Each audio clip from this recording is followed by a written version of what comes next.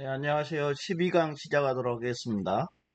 12강에서는 이제 영역으로 어떤 분야로 들어옵니다. 그래서 청소년의 학교 상담인데요. 청소년들이 주로 이제 일상생활을 할 때 우리가 학교에서 지내게 되죠. 그래서 12강 시간에서는 학교 생활 부적응 상담에 대해서 살펴보고요. 두 번째 교시에서는 진로 상담에 대해서 이렇게 나누어서 살펴보도록 하죠. 우리가 이제 학교 생활 부적응 상담인데요. 어, 학교 생활을 할 때 이제 학교의 생활을 잘 적응하느냐 이런 개념은 일반적으로 이제 두 가지 차원에서 구분할 수 있어요. 첫째는 학업과 교육 성취 이 부분에서 단일 차원으로 개념을 가지고 살펴볼 수도 있고, 그 학업 성취는 당연한 거고 그 위에서 보다 다양한 측면에서 학교 생활에 대한 태도, 그리고 또 성적, 그리고 학교 만족도 이런 영역들로 이렇게 다차원적인 개념을 가지고 들여다볼 수 있겠죠. 그래서 청소년들이 우리가 속한 사회 집단의 목적을 효율적으로 달성을 하게 되고, 또 그 과정에서 학생 개인의 만족스러운 상호 과정을 모두 포함하는 것이죠. 이러한 다차원적인 개념은요. 그래서 학교 생활에 적응한다. 이것은 이제 학생하고, 학생은 개인이죠. 그리고 학교는 환경입니다. 그래서 개인과 환경의 조화로운 관계를 맺고 있어야 되고, 그렇게 조화로웠을 때만이 만족스러운 상태가 되겠죠, 또. 그리고 그래서 이러한 이제 학교 생활 부적응의 문제는 학업을 포함하고 학교 생활 전반에 대해서 적응을 하느냐, 이 관점에서 전체적인 포괄적으로 이제 접근을 해야 된다는 것이죠. 우리가 어떤 이제 태어나서 사회화가 돼가는 것은 개인이 가족 생활을 하면서도 사회화 되겠지만 학교 생활을 하면서 사회화 된다는 거죠. 그러니까 사회에서 가지고 있는 어떤 질서, 규범 이런 부분들을 배워나가서 내면화해서 내 것으로 만들어서 그런 질서에 적응하느냐, 이게 사회화고, 개인의 지각과 감정, 개인은 이제 어떤 것을 지각하기도 하고 감정을 가지고 있는 동물이죠. 그리고 또 욕구도 가지고 있습니다. 그리고 또 그런 욕구를 가지고 어떤 행동을 함에 있어서 학교 환경과의 또 영향을 주고받기도 하죠. 그래서 학교 환경과의 관계 이런 것들에 의미가 있는 것이죠. 그랬을 때 어떤 여러 가지 측면에서 이렇게 접근하기 때문에 학교 생활 부적응을 일관된 정의로 도출하기에는 상당히 어려움이 있겠죠. 전체적인 여러 방면의 문제니까. 그래서 학교 생활 부적응이라고 볼 수 있는 이제 어떤 행동들도 있을 거고, 이러한 행동들이 다양한 대상들에 의해서 여러 측면에서 나타난다는 거죠. 다양성을 가지고 있다는 거예요. 한마디로 정의하기 힘들다. 그럼에도 불구하고 이제 우리가 적응과 부적응의 기준에 대해서는 여러 가지 다양한 입장에서 접근을 할 수 있겠죠. 어, 적응과 부적응에 대해서요. 우리가 여러 가지 입장을 한번 따져보면 질적인 구분의 입장이 있을 수 있어요. 우리가 질적이라는 것은 어떤 특정인이 갖고 있는 독특한 어떤 그 환경, 그리고 특성, 이런 것들을 이거 내면 깊게 보는 것이죠. 그것을 질적인 부분이고요. 정도의 차이라는 것은 약간 양적인 측면입니다. 뭐 몇 번 결석을 하고 몇 회 어떤 비행 행위를 하고 뭐 이런 식으로 몇 회 이런 식으로 정도를 이렇게 숫자로 주로 양적인 부분이죠. 이렇게 보는 입장도 있다는 거죠. 그리고 이제 구체적으로 살펴보면 학교 생활 부적응을 학교 생활 전 영역에서의 문제, 이렇게 보는 관점이 있는가 하면 학생의 문제가 아니고 학교 환경의 문제다, 이렇게 보는 관점도 있겠죠. 그래서 학생의 관점, 학생이 부적응하느냐 이 문제하고, 또 학교 환경이 부적응을 유도하느냐 이런 환경 문제도 또 있다는 거예요. 그리고 이제 제도와의 관계도 또 살펴볼 수 있겠죠. 개인이 학교의 여러 가지 제도 간의 상호작용을 하는 것이죠. 그렇게 보는 입장도 있고, 그래서 이제 이러한 다양한 이제 그 학교 생활 부정이 무엇이냐에 대한 우리 국내 학자들의 개념을 종합해 보면 대체로 이렇다는 거죠. 우리 학교 생활 부적응이다. 그러면 이제 학교 생활을 적응해 가는 과정에서 내적 갈등이 발생하고 또 불만족이 있는데 그것이 또 심화되기도 하고 이러한 갈등과 불만족이 심화되면 어떤 부적절한 행동을 한다는 거죠. 청소년들이. 학교의 교육적 가치와 규범, 그리고 질서, 이런 부분들과 어떤 일치하는 타당한 행동을 못한다는 것이고, 이러한 부적절한 행동 중에 또 하나는 대인관계나 사회적 환경에 대한 개인의 행동 양식 불균형 상태에 빠져 있다는 것이죠. 이렇게 이제 부적절한 행동을 이렇게 가치에 위반되는 행위를 한다든지 환경에 대해서 어떤 행동 양식이 불균형 상태에 있다. 이렇게 정의를 일단 한다는 겁니다.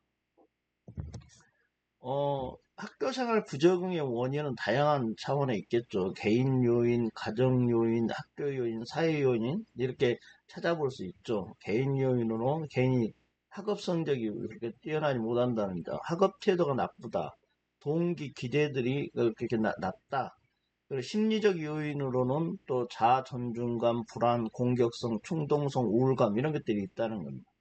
가정 요인도 쭉 부모의 학력, 가정의 경제 수준, 가족 구조, 부모의 양육 태도, 부모와의 상호작용, 부모의 관심과 지지 이런 것들 요인이 있는 거고 학교 요인은 교사와의 관계, 또래 관계, 교사 자질, 학업 풍토, 훈육 풍토, 교육 과정, 학생 구성 이런 것들이 요인을 작용하고 사회 요인은 아르바이트 경험, 인터넷 중독, 지역사회 위해 환경 이런 측면에서 살펴볼 수 있다는 거죠. 그러한 원인들이.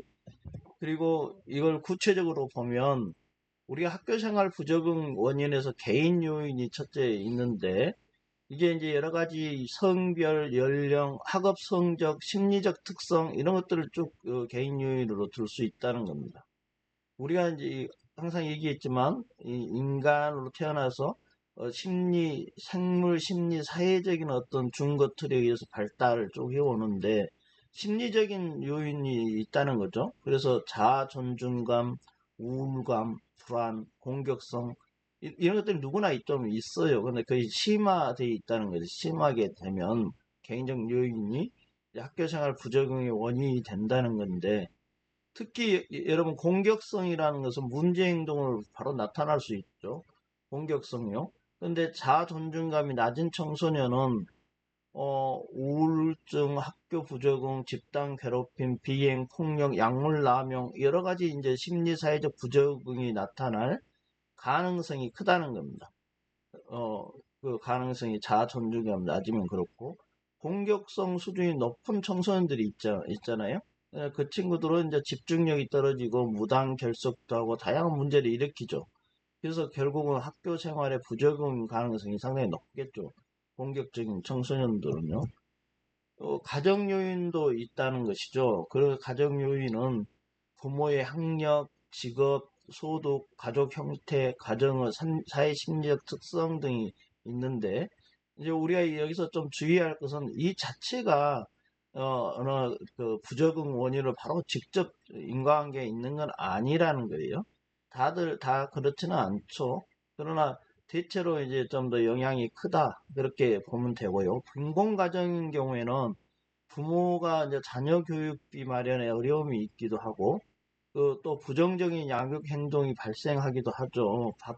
부모가 양부모가 보통 이제 이런 경우는 다 이제 맞벌이를 하는 경우도 많고 그러기 때문에 양육이 그렇게 썩 원활하지 않다는 부분도 있다는 거죠. 가족 형태 면으로 봐도 적절한 지원이 잘 이루어지지 못한 학생이 있죠. 그래서 발달 과정에 상당히 어려움을 가지고 있고 그리고 또 방임할 정도로 이렇게 아예 그 지원이 안 되는 경우도 있고, 그래서 당연히 그런 경우는 학교 생활 적응이 상당히 어렵겠죠. 그런 경우가 있어요.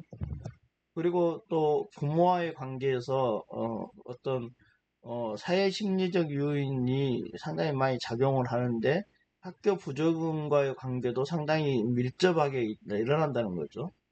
부모와 의사소통 빈도가 상당히 높고 대화 시간이 많은 이제 청소년인 경우는 학교 생활에도 잘 적응을 합니다. 부모가 자녀에 쏟는 관심이나 지지가 학교 생활에도 영향을 미치겠죠, 당연히. 부모가 이제 자녀에게 높은 관심을 가지는 경우에는 대체로 학교 생활 적응도가 높더라. 이런 이제 그 통계가 나와 있고, 우리가 이제 부모의 양육 태도와 행동 변이니 당연히 이제 학교 생활 적응에도 영향을 미치겠죠. 그리고 지지하고 인식하는 부모의 행동이 있으면 상당히 긍정적인 영향을 줄 거고, 반대로 부정적인 행동이나 이제 학대나 공포 분위기를 조성하면 이러한 이제 자체가 부모의 애정 있는 보살핌이 없는 경우잖아요. 이런 경우에는 당연히 이제 학교 생활에도 그 적응에 어려움을 가지게 된다는 거죠, 청소년들이. 예, 우리가 이제 학교 요인을 또 볼 수 있는데, 학교에는 가장 중요한 게 교사와 학생과의 관계죠. 그리고 두 번째, 또래 관계도 있고, 그래서 교사와 학생과의 관계에서도 학생이 이제 교사에 대한 태도가 긍정적이면, 또 교사와의 관계가 우호적이거나 지지적이나 만족스러우면 당연히 학생들의 학교 적응에 긍정적인 영향을 미치게 된다. 실제로 우리도 되돌아보면 교사와의 관계가 중요했다는 것이고, 또 또래 관계가 중요하죠. 청소년기는 특히. 그래서 또래 관계가 이제 학교 적응에 영향을 주는데, 원만하면 학교 적응에 어려움이 없겠으나 이제 또래 관계에서 원만하지 못한 경우에는 역시 학교 적응에 상당한 어려움을 겪게 되더라. 그런 것이고요. 우리가 학교 요인 중에서 이제 또래 관계 유형으로 보면 따돌림 관계가 있고, 친한 친구가 없는 경우가 있고, 사회적 관계 능력이 상당히 부족한 또 학생들이 있고, 심지어는 이제 반사회적 집단의 일원이 된 경우도 있어요.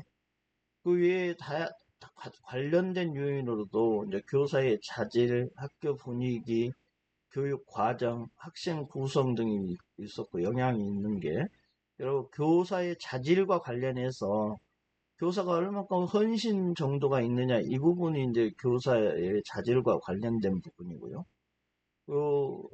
왜냐면 학생들의 학교 생활에 적응하느냐의 중요한 요소 중에는 교사의 역할이 크죠.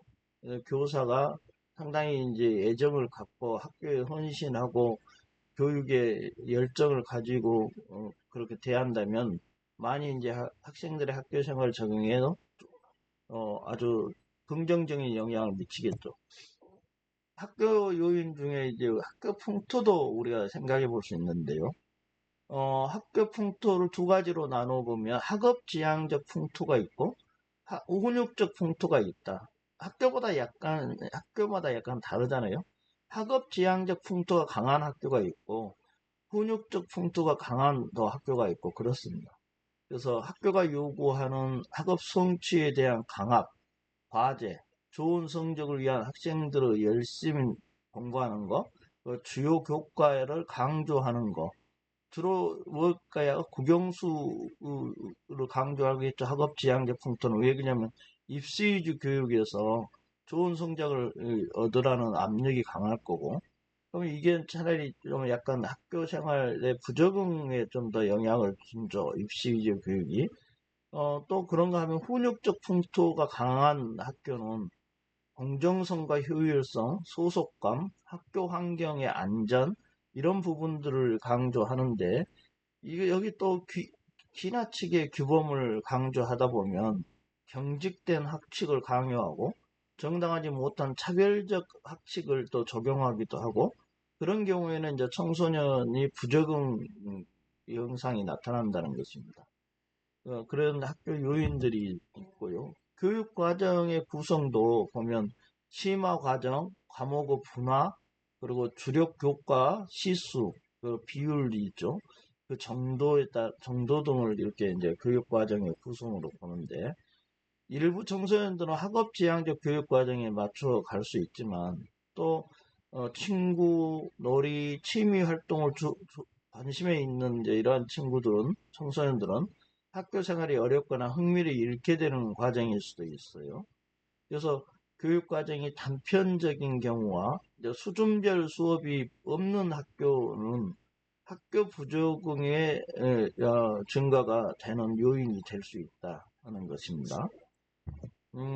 학생 구성과 관련해서는 우리가 소수민족 학생의 비율이 높다든지, 지금 이제 우리 사회가 이민자도 그렇지만 여러 가지 외국에서 한국과의 결혼 이런 부분 때문에 여러 가지 이제 우리나라 전체 구성이 또 달라지고 있죠. 그러다 보니까 자녀의 학생의 구성도 다양화되고 있습니다.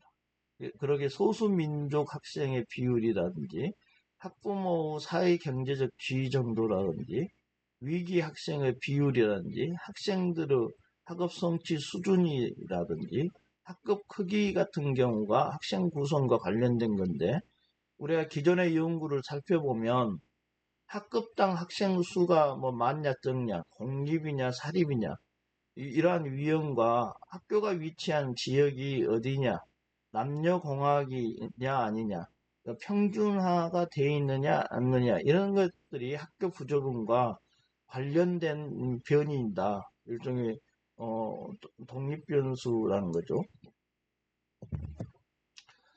그런가 하면 학교 생활 부적응의 원인에서 사회 요인도 있다고 했잖아요.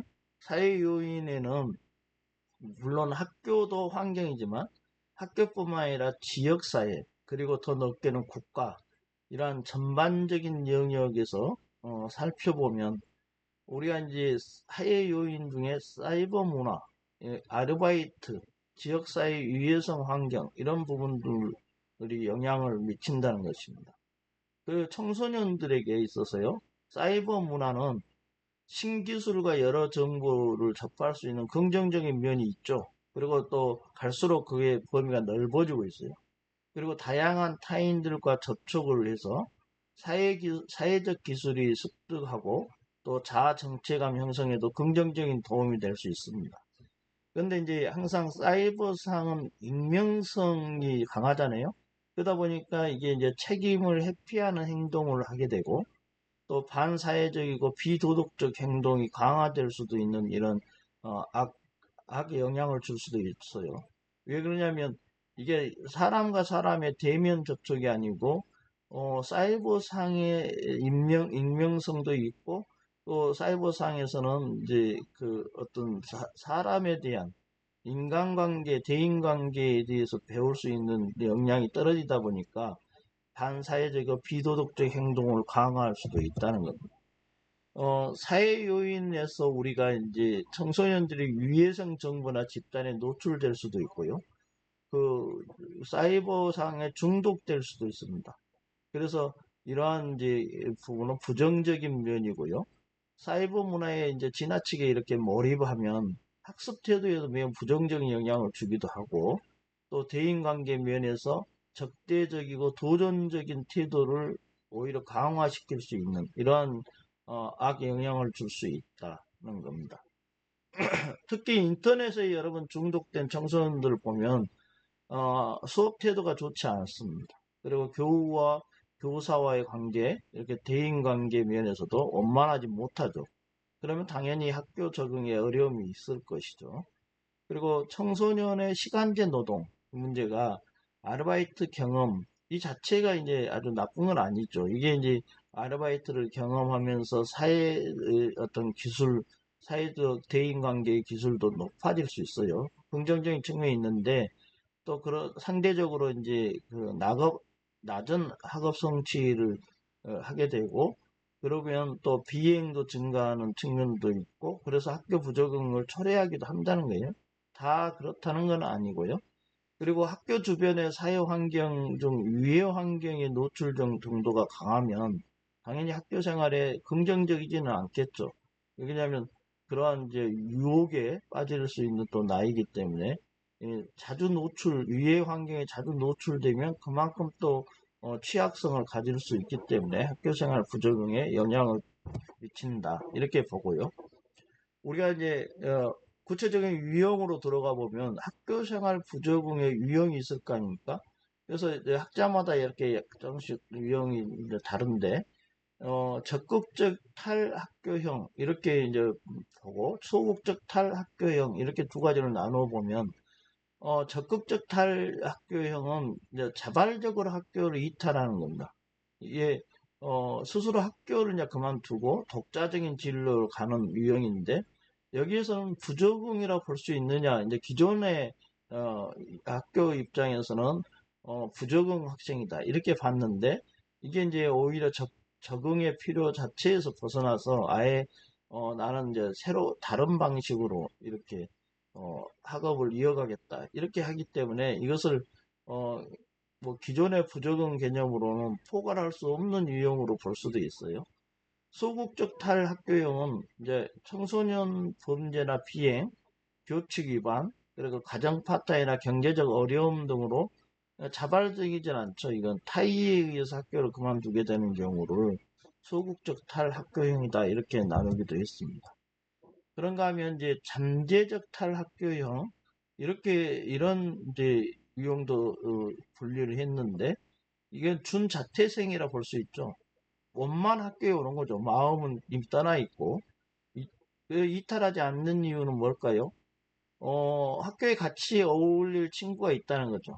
그리고 학교 안 가고 다른 데 갈 곳도 마땅하지 않기 때문에 이렇게 몸은 학교에 있고 마음은 이미 떠나 있는 이런 이제 준자퇴생 잠재적 탈학교형이라고 분리를 했는데 이들은 이제 냉소적이거나 반항적인 태도를 보이기도 한다는 겁니다.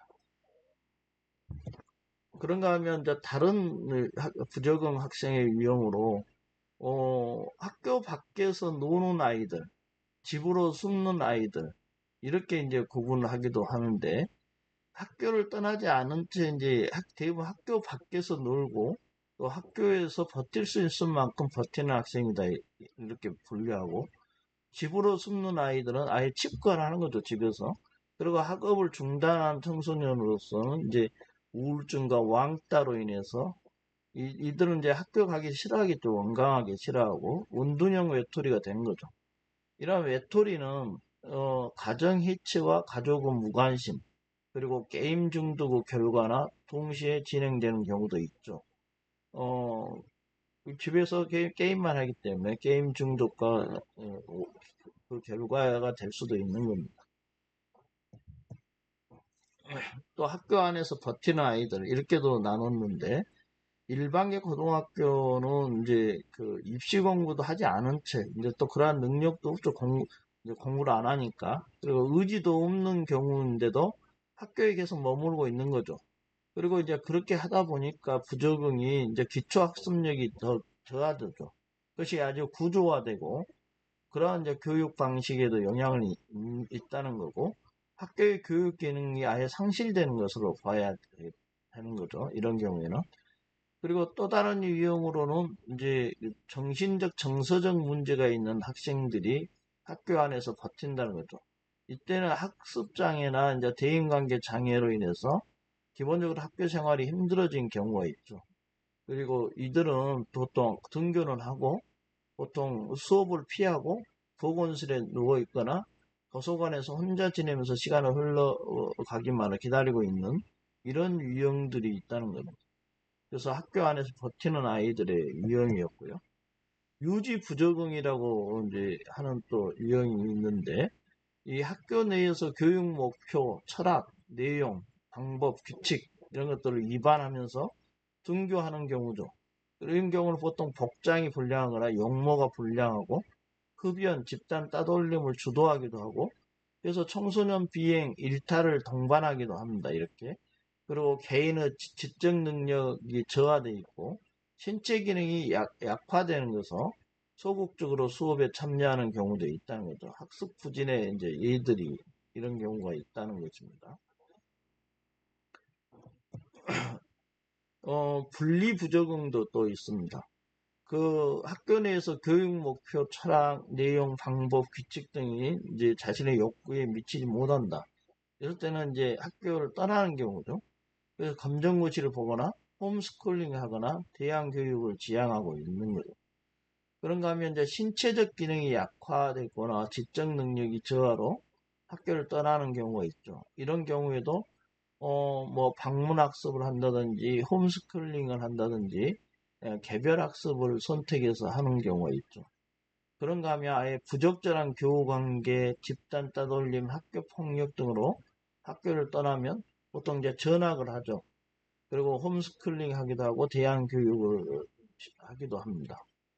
어, 그 외에도 여러 가지 이유로 학교에서의 일방적인 퇴학이나 자퇴를 해서 학교를 떠나는데 이런 경우에 지역사회에 배회하거나 혼자 집거하는 경우가 있는 경우도 있죠. 이때는 이제 모든 교육적 활동을 수용을 거부하고 포기한 상태가 있죠. 이들 중에 뭐 또 나름대로 나중에 또 학교를 다시 들어가서 다니는 경우도 있기도 하고 그렇습니다. 그 우리가 학교 생활 부적응에 대해서 쭉 이제 보고 있는데 이러한 학교 생활 부적응을 한 청소년들의 심리적 특징을 한번 생각해 볼까요? 첫째는 이제 의사소통의 어려움을 많이 갖겠죠. 대부분 심리적인 측면을 작용하는 학교 생활 부적응 청소년들은 보통 부정적인 감정을 많이 가지고 있고 그것을 이제 드러내고 그런 것들의 어려움을 갖고 있는 사람들이 많죠. 그래서 부모와 친구 관계에서도 대화를 어떤 형식적인 대화만 하고 깊이 있거나 실질적 대화를 하기를 못하죠, 이게. 그러면 이런 의사소통의 문제인데, 그것 때문에 부모와 갈등이 발생하기도 해요. 그래서 발생을 하면 해결을 위해서 대화를 해야 되는데, 그게 잘 안 되죠. 그러니까 해결의 어려움도 있고, 어떤 관계성에 있어서도 감정 표현이나 공감할 수 있는 능력이 부족한 경우가 있습니다. 이런 경우에도 이제 학교 생활 부적응 청소년들 되고 또 자신에게 필요한 도움을 받는데도 이런 이제 청소년들은 소극적이라는 거죠. 그래서 의사소통이 매끄럽게 잘 안 되죠. 대화 자체가 잘 안 되는 경우입니다. 어, 대인관계 어려움을 겪는 경우도 있죠. 학교 생활 부적응 청소년들 가운데는 친구를 사귀는 기술이 부족하기도 하고 또 어떤 친구들로부터 비난을 당하면 심각한 어떤 거절감 그런 이제 고통을 겪게 된다는 거죠. 그리고 대인관계에 이런 갈등이 발생하면 원만히 해결해야 될 기술 자체가 부족하다는 거죠. 대인관계 기술이 자체가 부족한 이런 경우가 있고 심한 스트레스를 경험하는 또 청소년이 있죠. 부적응 청소년들은 이제 현실적인 스트레스 상황에 발생하면 그것을 대처하는 기술이 약하죠, 대체로. 부적응 상황은 그 자체만으로 스트레스가 되긴 하죠. 그래서 청소년 개인뿐만 아니라 그들 가족에게도 스트레스가 계속 작용하죠. 그래서 계속 악순환이 계속 되는 거죠. 정서적 불안감을 또 갖기도 합니다. 학교 생활 부적응 청소년들은 학교에 가지 않을 경우에 일시적으로는 해방감이 있겠지만 이제 시간이 지나면서 자신이 처한 상황으로 해서 미래에 대한 불안함이 있고 두려움이 생기죠. 그래서 본인이 또 소속감이 사라지면 이제 자신의 이런 상황에 따라서 상황에 대해서 낙심하기도 하고 본인이 학생으로서 받을 수 있는 혜택에서도 소외되죠. 그러한 경험을 통해서 이제 궁극 더 나아가서는 사회 적응에 지속적인 어려움을 발생시키기도 하죠. 그래서 항상 우리가 어떤 인간 발달 과정에서 어떤 청소년이 가져야 될 특성이 있고 거기에서 반드시 얻어야 될 과제가 있는데 그 과제를 제대로 성취하지 못하면 반드시 후과가 사회생활을 하면서도 돌아온다. 이렇게 얘기한 바 있잖아요. 마찬가지입니다. 청소년이 학교 생활에 부적응하면 이러한 정서적 불안감을 가지고 그 시기를 넘었다 하더라도 사회생활을 하면서도 계속 지속적인 어려움을 겪기도 합니다. 우울한 기분을 경험하는 경우가 많겠죠. 다양한 부적응의 상황에 봉착하면 주변인과의 갈등이 발생시키기도 하고, 관계에 대한 어려움을 계속 초래하고, 이러다 보면 이제 우울한 감정이 생기죠. 그래서 기분이 저하되고, 일상적인 일에 관심이 이제 사라지고, 실생활에서도 부정적인 사고와 절망감이 이제 강해지죠.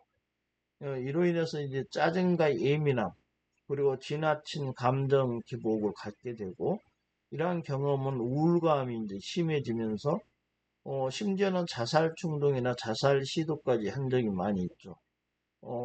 이런 경우, 우울증은 상당히 자살로 이어지는 경우가 상당히 높습니다. 그래서 자신의 뜻대로 되지 않는 현재 상황이 이제 힘들고 긍정적인 생각을 하고 싶어도 되지 않아요, 잘. 그럴 때는 이제 현실에서 삶의 의미를 찾기조차 힘들어지죠. 그래서 자살을 계속 시도하고, 그런 경우에는 이제 심한 경우는, 약물, 항우울제 같은 거 약물에도 의존해야 됩니다. 어, 이러한 이제 여섯 번째는 자기 통제력이 약해지는 경우가 있죠. 우리가 자기 통제라는 게 뭘까요? 이제 직접적이고 외적인 힘이 영향력이 작동하지 않는 조건에서도 그러한 영향력이 없는 조건에서도 자신의 행동을 스스로 통제할 수 있는 능력, 이게 자기 통제력인데 대부분 부적응 청소년들은 교칙, 선생님, 그리고 어울리지 못하는 지루한 수업, 이거에 대해서 이제 다양한 이유를 가지고 통제력이 없는 경우가 있죠. 부적응 청소년들이 스스로 통제하고 시간을 조절하는데 실패하게 되면 부담감이 과중되죠. 그래서 이러한 상황을 벗어나기 위해서 아주 바람직하지 못한 일탈 행위를 하기도 합니다. 그래서 심리적 특성 중에 자기 통제력의 어려움을 겪는 경우도 있다는 겁니다. 우리가 학교 생활 부적응에 대해서 이제 상담을 할 때요. 우리가 일반적인 상담의 이론을 여러분도 많이 들어서 알고 있을 텐데, 우리 학교 생활 부적응 상담에서 문제 행동을 감소시킨다. 이것도 목표지만 그보다 더 적응적 강점, 그리고 적응 기술 향상에 중점을 두고 우리가 이제 강점 강화라고 합니다. 보통 이거 역량 개발이라고 하는데 적응적 강점 그리고 적응 기술을 이제 향상시키게 되면 대처 기능이 높아지는 것. 그래서 그런 방식으로 이제 다룰 필요가 있다는 거고 상담을 할 때. 적응 과정에 대한 주요 요인 중에서 우리가 심리적 동요, 그리고 현실적 지각, 지인들의 동기부여, 이러한 것들이 긍정적 효과를 줄 수 있고요.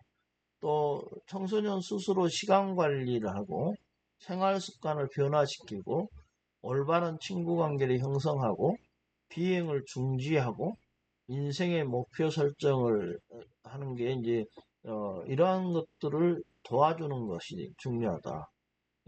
우리가 도움을 주는 것이 이제 상담의 목적이기도 하죠. 우리 학교생활 부적응 고위험군을 대상으로는 우리가 고위험군들이기 때문에 비행, 공격적 행동, 신체화 증상, 우울, 회피, 사회적 관계 문제, 재반 사정, 여러 상황에 대해서 접근을 해야 된다는 거. 하나만 가지고 있는 경우가 아니에요. 대부분 좀 이렇게 겹쳐 있어요. 문제가. 그러니까 재반 상황에 대해서 접근을 할 필요가 있다. 근데 우리가 이제 여기서 용어 중에 다른 것들은 이해하기 좋을 텐데요. 신체화 증상이 뭐냐, 이거에 대해서 한번 보면, 우리가 이렇잖아요. 의학적으로는 뭐 특별하게 나타나지 않은 경우가 있어요. 그럼에도 불구하고 계속 신체적 증상은 반복해서 나타나는 경우가 있습니다. 그러니까 실제로는 이제 신체 질환이 없죠. 의학적인 입장에서 신체 질환이 없다는 거예요. 없는데 통증이나 피로, 소화불량, 어지러움증, 그리고 그 심장 두근거림 이런 것들을 호소하는 사람들이 있죠. 이런 다양한 이제 여러분 신체적 불편함이 나타나는데 이건 이제 심리적 스트레스나 정서적 갈등이 신체적 증상으로 전환돼서 나타나는 경우가 있습니다. 그래서 이게 이러한 증상을 신체화 증상이라고도 하고요. 이게 더 심해지면 장애, 신체화 증상 장애까지 우리가 얘기를 하는데, 이러한 이제 신체화 증상들이 나타나기도 합니다. 주로 심리적 스트레스가 강할 때 나타나는 경우가 많이 있죠. 우리가 학교 생활 부적응 청소년 상담의 특성에 대해서 이제 살펴보고 있는데요. 이게 이제 어떤 이제 상담의 특성을 보면, 관계 영역을 한번 보면 과거 갈등의 해결, 관계 능력의 향상 등이 이루어지지 않으면 학업이나 취업을 한 경우에도, 그러니까 취업을 한 경우에도 반복적 어려움을 경험한다. 그러니까 이게 뭐 어렵게 들리지만, 아까도 얘기했지만 어떤 그 해결돼야 할 과제를 반드시 숙제같이 이렇게 얻어야 될 그 단계에서 벗어나 제대로 이제 그것을 성취하지 못하면, 과업을 성취 못하면 반드시 후과, 취업 후에도 그렇게 반복적으로 계속 나타난다는 거죠. 대인관계 어려움만 봐더라도, 대인관계가 어려우면 학교 생활 부적응에 직접적인 요인이 되겠죠. 그러면 이제 우리가 상담 과정에서 대인관계 어려움을 겪는 학생이 있다면 집단 따돌림이 있지 않느냐, 또래 관계에서 제대로 된 또래 관계를 형성하지 못하느냐, 이런 문제를 주의 깊게 이제 살펴봐야 된다는 거죠. 우리가 이제 직장에서 집단 따돌림은 이건 산재까지 이제 넣습니다. 그러니까 그런 부분들이, 이렇게 청소년기에 이런 부분들이 계속 취업, 사회생활 나와서도 성인이 돼서도 계속 이렇게 그런 취약성을 보인다는 겁니다. 그럴 때는 이제 산재로까지 처리하고 있어요, 지금. 문제 영역별로 한번 보면 학업 부적응 문제가 있을 거고, 교사와의 갈등도 있고, 가족 간의 갈등이 있고, 전반적인 관계의 소원함도 있고, 또 회피하는 태도를 보이고, 일탈 행위를 하고 비행 행위를 한다는 거죠. 그리고 자기 관리 능력이 부족하고, 우울감, 무기력감을 이렇게 생기고, 또 불안 등의 내면화된 심리적인 문제를 겪고, 진로 문제가 또 발생되기도 하고 그렇습니다. 진로 문제에 대해서는 2교시 때 한번 살펴보기로 하죠. 우리 학교 생활 부적응 청소년이 이제 경험하는 다양한 문제, 발달상 필요한 적응 능력들을 이제 상담에서 다루려고 하면, 이러한 문제가 모든 대상에게 동일하게 나타나지 않죠. 당연하겠죠. 왜냐하면 다 개별적인 특성이 있으니까. 과거의 적응력, 그리고 현재 문제의 유무, 진로 목표의 유무, 학업이나 취업 기술의 수준, 그리고 대인관계 능력, 지지적 환경의 차이들이 있죠. 이런 면에서. 그래서 다양한 특성들이 이렇게 작동을 하기 때문에 상당히 다양한 문제, 그래서 그 여러 가지 다르다는 거죠. 발달상의 그 정도의 차이가 다르다는 겁니다. 그래서 이들을 위한 이제 상담 과정에서 자아 효능감 향상, 진로 목표 및 실행 계획 설정, 그리고 긍정적인 가족 관계, 그리고 전반적인 사회 관계 형성, 적응적 모델링 대상 발굴, 그리고 시간 관리를 포함한 자기 관리, 이렇게 또 다양한 특성만큼 다양한 상담 개입이 필요하다.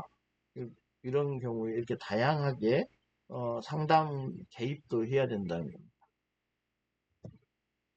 우리가 학교 생활 부적응 청소년 상담의 특성에 대해서 쭉 이렇게 표로 정리해 놨는데요. 이 부분들은 이제 한번 각자 한 번씩 살펴보면 될 것 같아요. 뭐, 하위 영역으로 보면 부적응 원인, 부적응 후 발생될 문제, 그 다음에 또 적응 능력 향상, 학업 진로 관계 요소, 이런 것들이 쭉 이제 그 상담의 특성에서 나타난다는 거죠.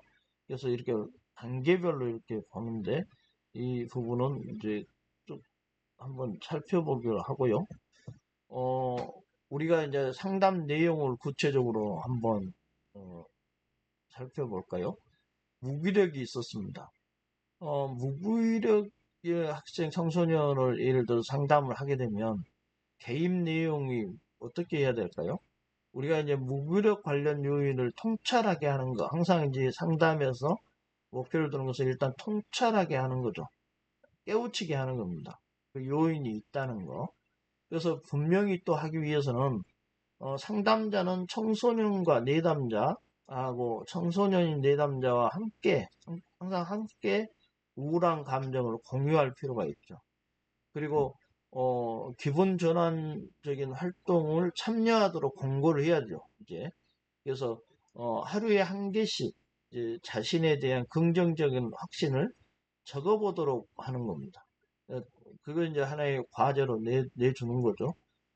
한 개씩 긍정적인 확신을 써와라. 그리고 또 무기력과 절망감을 고조시키는 비합리적 메시지가 뭔지 찾아보는 거죠. 함께 찾아보는 거죠. 청소년의 능력이나 발달 수준, 현재 상태를 일단 파악을 해야 됩니다. 청소년이 할 수 있는 생산적인 일들을 찾아주는 것이죠. 그걸 찾아보고 그것을 그 일종의 과제로 이렇게 내서 반복해서 그런 일들을 하도록 그렇게 하는 게 중요합니다. 두 번째는 이제 부모와의 갈등이 있죠. 이러한 이제 청소년을 여러분들이 상담을 하면 개입 내용이 뭐겠어요? 개입을 해야 되겠죠, 상담에서. 그러면 부모와 자녀 간의 갈등의 원인과 배경이 무엇이냐 이것을 찾아봐야 되겠죠, 당연히. 이때 이제 가족 상담이 필요합니다. 청소년만 상담하는 게 아니라 가족 전체를 상담을 해봅니다. 그래서 청소년의 입장이 어떻고 부모의 입장은 어떤지를 확인해서 그것을 표현해 줘야 돼요. 그리고 관계 개선을 위해서는 이제 가족들 각자가 지금 할 수 있는 일부터 합니다. 그러니까 할 수 있는 쉬운 일부터 하죠. 당장 실천할 수 있는 행동부터 실천하도록 합니다. 그러면서 계속 관계를 이렇게 개선해 나가는 거죠. 그리고 이제 또 자기 비하 청소년을 만나게 됐을 때 이제 자기 비하 청소년에 어떻게 개입을 할까요? 일단은 자기 비하하는 말을 많이 하죠. 이런 청소년들은. 그러면 그때 직면케 해야 됩니다. 그것을 회피하지 말고. 그럴 때 이제 우리가 항상 얘기했던 직면 기술은 상당히 신뢰관계를 형성한 다음에 라포가 형성된 다음에 직면케 하라고 했어요. 그래서 자기 비하의 말을 계속하면 그것을 딱 직면케 하고 그 말을 다시 재구성해 줍니다. 비하하지 않는 말로 재구성을 해줘야 돼요. 그리고 긍정적인 자기 묘사를 강화시켜줘야 되겠죠. 자기 주장 훈련을 하게끔 합니다. 그래서 우리가 훈련이 중요하죠. 이런 경우에. 왜 자기 비하를 계속 하기 때문에 그것을 아예 딱 직면해서 자기 주장 훈련을 시켜줘야 합니다. 그래서 거울을 보면서 자신을 긍정적으로 말하는 것을 연습하게 해야 됩니다. 이런 부분들이 아주 구체적인 것이죠. 그러니까 매일 또 한 가지씩 긍정적인 자기 진술을 해보고 일지로 기록해서 가져오게 합니다. 그래서 일지 기록도 하라 하고 그리고 자신과 세상에 대해서 부정적이고 왜곡된 말을 하고 또 신념을 가지고 있어요. 상당히 부정적이고 왜곡된 신념이 이렇게 신념화될 정도로 이렇게 돼 있으면 그걸 직면케 해야 됩니다. 이런 경우도 딱 직면케 해서 그것을 다시 재구성, 부정적이지 않은 긍정적인 그 태도, 해석 태도로 갖도록 재구성해 줘야 됩니다. 그래서 보통 이제 이런 자기 비하가 강한 청소년들이나 사람들은 일상생활에서 어떤 사건이 발생해요. 그러면 그것에 여러 가지 긍정적인 면도 있지만 또 부정적인 면도 있고 그럴 텐데 긍정적인 현실적인 메시지를 어, 로 해석하도록 사용하고 해석하도록 강화시켜줘야 됩니다. 그래서 어떤 사건의 양면성이 있을 텐데 그걸 긍정적인 해석을 할 수 있게끔 이렇게 조력을 해줘야 되겠죠. 또 소속감이 없다고 우리가 이제 메슬로우에서 첫째는 그 메슬로우가 한 소속감의 문제, 한 세 번째 단계에서 소속감의 문제를 얘기했잖아요.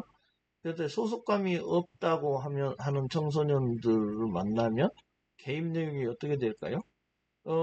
그 가족과 청소년의 인간망, 이것을 살펴봐서, 어, 그러한 이제 어떤 사람을 추천해 보라고 하고, 또 기대하는 역할이, 그 사람들에게 기대하는 역할이 뭐냐, 이렇게 물어보기도 하고, 그래서 이제, 이런 이제 청소년들은 건전한 카페 동아리들을 참여하도록 이렇게 권고도 하고, 그리고 결국 참여하는 게 중요하죠. 소속감을 얻기 위해서. 그러니까 청소년 단체에서 제공한 각종 프로그램이 있습니다. 활동도 있고, 그러면 그런 활동이나 프로그램에 참여하도록 하는 거죠. 직접 참여를 해봐야지 소속감이 생기잖아요. 대부분 이런 소속감이 없다는 청소년들은 어떤 활동을 잘 참석을 안 하죠. 이런 경우에 종교 활동도 이제 하나의 처방이 되죠. 종교 활동을 하라고 또 청소년 단체를 중심으로 한 수련 활동이 있습니다. 그런 수련 프로그램도 있고요. 거기에 참여하도록 하는 거죠. 그러면서 소속감을 갖게 만드는 것도 필요하다. 어, 이제 비행의 유혹에 빠지는 청소년들이 있는데 이런 친구들한테 이제 개입하는 내용은 잦은 가출이 하나의 얘기죠. 비행여행가. 가출할 때와 집에 있을 때의 결과를 비교해 보라고 그럽니다. 집 나가면 개고생이란 말이 있죠. 보통 이제 그런 결과를 객관적으로 비교해 보는 거죠. 가출을 부추기는 이제 친구의 압력이나 유혹을 거절할 수 있도록 이렇게 그 거절의 방식, 거절의 방법, 이것도 상당히 중요한 교육이에요. 거절 방법을 아는 것이 상당히 지혜롭게 사는 방법이기도 합니다. 거절을 잘해야 돼요. 부모에게 문제가 있다면 이제 효과적인 대화 방법을 가르치는 거죠. 또. 그러면서 이제 부모의 이렇게 문제를 이렇게 다투지 않고 갈등을 크게 확대하지 않고 효과적인 대화를 통해서 해결할 수 있는 그 대화 기법을 가르치는 거죠. 그 도움을 줄 수 있는 주위 사람들을 이제 알아보고 이들과 접촉을 늘리고 관계를 강화해서 잦은 가출을 어떤 못하게 이렇게 하는 거죠. 비행의 유혹 중에 이제 약물의 유혹도 있습니다. 이에 대해서는 이제 좀 잘 몰라서 그런 경우가 있어요. 그렇기 때문에 약물에 관한 정보를 제대로 제공해서 약물의 해약성을 알게 하는 것, 이것부터 시작해서 약물의 유혹을 받을 때 친구가 제안할 때 이를 거절하는 방법, 거절할 때도 유연하게 거절할 수 있는 방법을 알려주고 그래서 역할 연습을 또 시켜줘야 됩니다. 그래서 거절 방법이 상당히 중요해요. 약물이 없어도 이제 좋은 친구 관계를 유지할 수 있는 길이 얼마든지 있다. 이런 것들도 알려주는 거죠. 주지시켜줘야 됩니다. 이제 비행의 유혹 중에 이제 세 번째는 폭력 행사를 하는 또 가해자가 있는데 그런 폭행을 당한 피해자의 느낌을 한번 그 감정을 이해해봐라 하는 교육도 시켜줘야 합니다. 그리고 또 자신의 분노를 조절하는 방법도 훈련시켜줘야 되겠죠. 폭력을 자주 사용을 했던 타이슨도 권투 선수로 잘 전환을 했잖아요. 방법을 훈련시켜주고 폭력 행동 대신에 이제 자기 주장을 할 수 있는 방법도 이렇게 분노가 일어나도 그걸 이제 잘 자기 주장을 해서 그런 자기 억울함이나 뭐 그런 단초를 없애주는 거죠. 그러니까 자기 주장을 할 수 있는 방법도 훈련시켜줘야 됩니다. 우리가 학교 생활 부적응 청소년의 이제 상담 단계들을 쭉 이렇게 또 네 표로 만들어 놨는데 간단히 보면 이게 도입 단계 상담할 때는 항상 단계적으로 체계적으로 이렇게 접근을 하는 것은 당연한 거고 그래서 도입 단계에서는 이제 관계를 형성하고 주요 스트레스 주요 문제점을 파악하고 상담 목표를 세우고 그렇게 되죠. 두 번째 스트레스 대처 개입 단계죠. 대처는 효과적인 이제 스트레스 대처 전략을 세우고 또 진로 탐색 준비도 하고 진로 준비 단계죠. 이것은 뒤에서 두 번째 시간에 구체적으로 살펴보기로 하기 때문에 넘어갑시다. 우리가 학교생활 부적응 청소년 상담을 하게 될 때 주의해야 될 것을 살펴보면요. 우리가 이제 가족 갈등, 친구 관계 소외, 그리고 회피, 교사 관계 갈등 이런 것들이 이제 전반적인 관계 어려움을 호소할 때 우리가 상담자의 관계에서도 이제 상당히 신뢰관계가 형성하는 것이 어렵게 되겠죠. 이런 친구들은. 왜냐하면 그러한 이제 전반적인 관계의 어려움을 겪으면 대인관계에 문제가 있고 그 대인관계 중에 상담자도 하나의 대인이기 때문에 신뢰관계 형성도 어려움을 가질 수 있다. 이런 부분들을 미리 알고 대처를 해야 되겠죠. 그 시간 관리 등 자기 관리 능력이 상당히 낮은 청소년이면 규칙적인 상담 시간도 잘 지키지 않을 것 같아요. 그런 부분에 대해서 좀 더 미리 강조를 하고 정확하게 그 얘기를 시간을 정확하게 미리 정해서 준수하도록 이렇게 내 요건을 만들어 주는 거죠. 월요일이 좋냐? 본인이 좀 가능한 시간을 정확하게 서로 얘기를 해서 그 요건에 맞춰서 만들어주면 되도록이면 이제 시간 관리를 제대로 할 수 있게 되겠죠. 또 부모의 강요 등 외적 요인이 이제 있는 경우가 많죠. 이런 경우에 이제 그렇기 때문에 상담을 상당히 이제 구조화해서 어떤 지지하는 반응도 보여주고 그래서 상담의 동기나 목표 설정에서도 같이 이렇게 목표 설정도 같이 해서 그 동기를 높여주는 거죠. 그래서 상담에 잘 호응하도록 이렇게 해야 됩니다. 상담 과정에서 이제 부적응 청소년은 개인뿐만 아니라 가족 그리고 지인들과의 상담뿐만 아니라 상호 협력 관계가 중요하죠. 그래서 청소년 개인뿐만 아니라 그 개인을 둘러싼 일종의 생태계, 이 부분들을 잘 봐서 그런 부분들을 상호 협력할 수 있는 구조를 만든 거. 이런 것들이 이제 좀 학교 생활 부적응 청소년 상담 시에 주의해야 할 사항입니다. 그러면 1교시는 그것으로 마치고요. 2교시 때 살펴보도록 하겠습니다.